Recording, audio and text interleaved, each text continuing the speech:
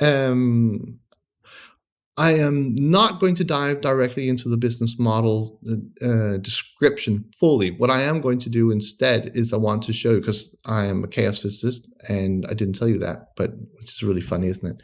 What's a chaos physicist doing talking about business models? But I have an international career from Rutherford Appleton and CERN, lots of juicy sort of quantum mechanics and stuff like that. But I've been somehow I ended up in startups and working with startups, and I fell in love with innovation and working with that. And I ended up also as a technology officer, fairly large medtech company, and doing radical innovation. And there was a director there. There was a meeting. It was a really cool meeting. Actually, it was a really cool open space sort of environment that we were working in, because we were all trying to find out what this whole innovation thing was. And there was lots of space that was given for us to figure out this thing together. At some point, somebody asks me, "Do you have a model for innovation that can really simplify things?" And so I said, "No, I didn't, but I'll see if I can make one." And so I thought to myself, what if chaos physics actually could provide a little bit of help here? Because if you think about it, innovation has been going on for centuries. If we go back to the Stone Age, I mean, I live here in Denmark, then, we had flintstones, right? Sorry, axes and arrows and things like that. And that was a big industry back in the day. Oh, yeah, absolutely. And we had, there were people from Finland, they had bear skins and stuff like that, and they came all the way down to us, and so we did the trade thing. And there were people that came from Austria who did exciting new textiles and fashions and stuff like that. And it's, if you go through the eons, you'll see that these innovations have been going on. Just because people are people, when you get lots of people together, new stuff happens. And so what is the underlying dynamics to that? And so I made up a system called Simple Systems, and I made it up. It's not, God didn't give it to me. It's made up.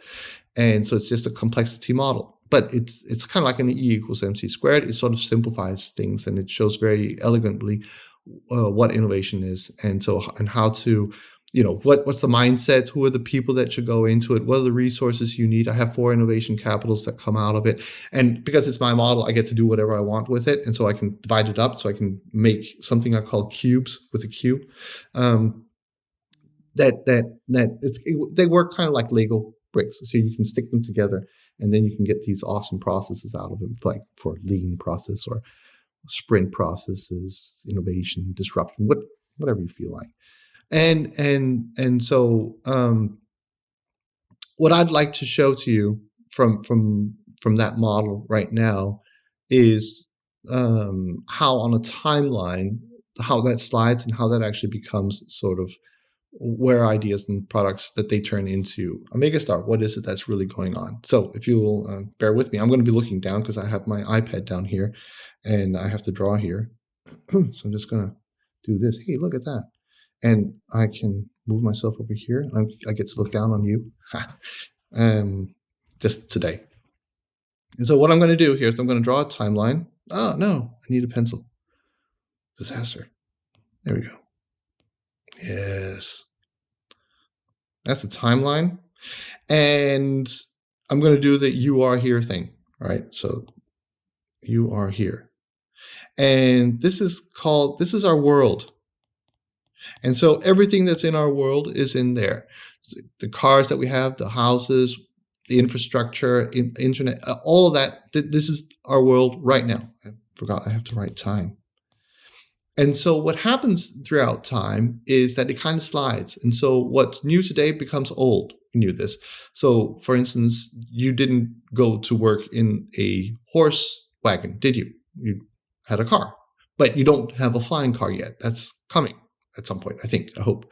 And so what does happen is that there is this thing. I'm just going to write here, inspirations.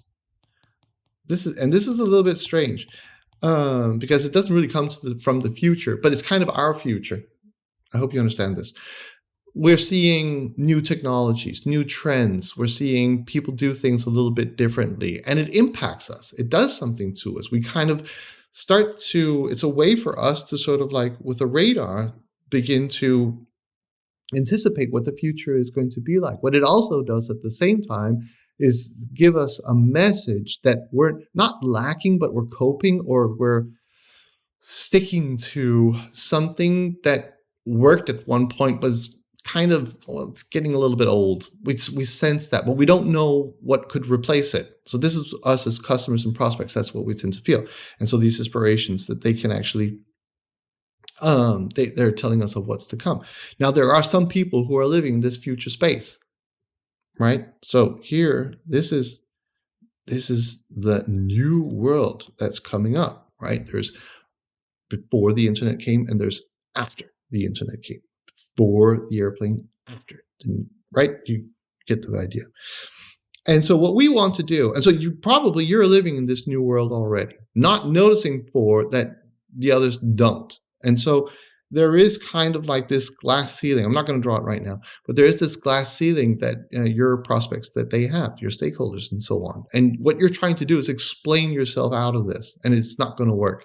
You need to make a mental animation for them in a split second that understands that what they're looking in front of is something that's new and amazing. And we do this when we're working with products. We think in terms of differentiation. You do not. You do not want your product to differentiate. It will kill it right on the spot. You want it to be recognized. That's what you want. Because once it's recognized, then it has its own identity. That's awesome. And so one or two things tend to go wrong. One is that we come up with a new business model, with a new business opportunity that we offer to our customers and say, hey, look at this. Isn't this really cool? And the customers are like, I'm not too sure. This looks strange. What is this? So for instance, right now we have a lot of sharing business models. So we don't own our own cars or products or stereos or whatever it is, but we're, actually, who does own them? Somebody does. And then we borrow it from each other somehow. See, there it is. I mean, what is this? How does it work? And I don't even know. And so we get weary about that. And it's in the future somehow, but we know it's going to work. And so there are, for instance, Go More, and there are some other leasing companies, and they're getting some traction now. Something's starting to move, and that they're actually moving their customers up into this new world. The other way around, and this is the big one that often happens, is that we get some tech dudes and or girls, and let's not go there. And I shouldn't have. And when they do that, it's because they're in contact with an effect that can come out of this new technology that can really make our world a lot better. And you want for us to really get this. And so there's some kind of a concept that comes out of these inspirations that, together with this tech, introduces this new world. Is this recognizable? Do you see what I'm saying here? There's a concept, an idea you have that is made alive by the technologies you have that's introducing this new world. And it will attach to some kind of business model. Now, if you're the usual tech person, what you're doing is saying, I am going to sell this. I'm going to sell whatever. Actually, that arrow is incorrect. Beg my pardon. You're going to sell this technology, this product, as your new business model. And that is going to give them access to this new world. You see how I'm beginning to use these cubes? And in fact, there's lots of different cubes. And in the one-day master workshop, I'm going to be showing you how to use them. They each have their own process, their input, their output, their own language, the people who are there, and so on. So we have these different roles and people who understand how to maneuver in them. And combined, then we actually end up getting an innovation. The point is that I want to make is that the way that we want to work, I'm going to do this. This is kind of this glass ceiling that people who are in this world, that they can't get by, even though they would want to if they could, but they just can't. There is a way to take these inspirations and show it to people such that they get, wow, this is new and this is fantastic. And so that's the exercise. That's what we're going to do. Because once you do that, then this world stops existing in many ways, and it is replaced by this new world. You have moved them up into the future. And once they're there, they're there. That's it. And they can't unsee it. And your product is going to be the one that stands out for them, because that's what's brought them there, right? So that's all I have for you today. I hope that you enjoyed it, and thank you so much.